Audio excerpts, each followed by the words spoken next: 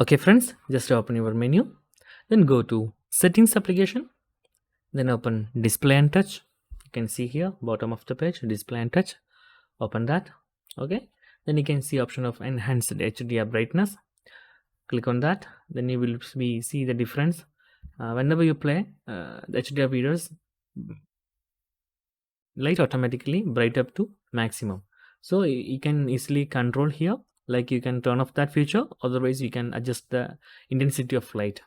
Actually we are watching the mobile on night, can simply tap on that button to turn off. Okay, actually we are watching mobile phones on night like YouTube.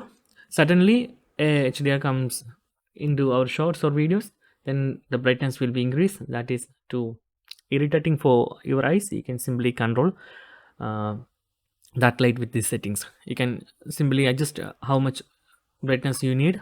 Otherwise you can turn off that. Whenever you turn off the HDR brightness, then the normal videos and the same HDR videos are playing the same brightness. So it's one of the useful feature.